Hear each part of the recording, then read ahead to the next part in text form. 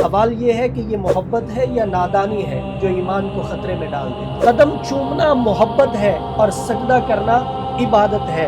حرم میں گناہ بھی عام جگہ سے بہت زیادہ سنگین ہوتا ہے۔ مسلمانوں جاگو، حرم مکہ وہ مقدس جگہ ہے جہاں زمین پر سب سے پہلے اللہ کے لیے سجدہ کیا گیا، جہاں ہر قدم عبادت ہے اور ہر نظر بندگی کی نشانی ہے۔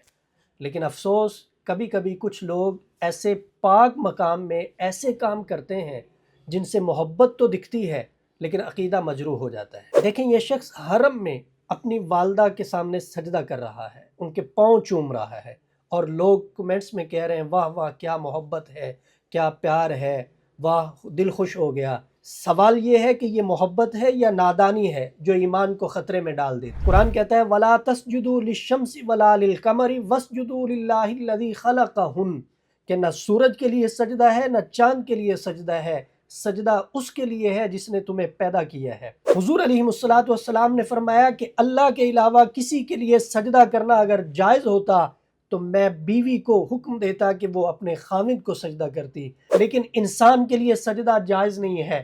وَاخْفِضْ لَهُمَا جَنَاحَ الذُّلِّ مِنَ الرَّحْمَةِ، اللہ نے اس آیت میں والدین کے لیے عاجزی کا حکم دیا ہے، سجدے کا نہیں۔ اللہ نے والدین کے لیے خدمت کا حکم دیا ہے، عبادت کا نہیں۔ قدم چومنا محبت ہے اور سجدہ کرنا عبادت ہے۔ سجدہ صرف اللہ کے لیے ہے، اللہ کے علاوہ کسی کے لیے نہیں۔ حرم میں کھڑے ہو کر اگر کوئی اللہ کے علاوہ کسی کو سجدہ کرے وہ محبت نہیں بلکہ اللہ کے حکم کی نافرمانی ہے۔ وَمَن يُرِدْ فِيهِ بِإِلْحَادٍ بِظُلْمٍ نُذِقْهُ مِنْ عَذَابٍ أَلِيمٍ، اللہ قرآن میں کہتے ہیں کہ اگر کوئی ارادہ بھی کرے کجروی کا تو ہم اس کو دردناک عذاب چکھائیں گے۔ حدود حرم کی بات ہو رہی ہے۔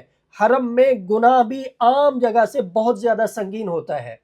مسلمانوں جاگو، ماں کا احترام کرو، ان کی خدمت کرو، ان کے پاؤں چومو، لیکن سجدہ صرف اور صرف رب العالمین کے حضور کرو، ورنہ محبت کے نام پر انسان شرک کے دہانے پہ کھڑا ہو جاتا ہے۔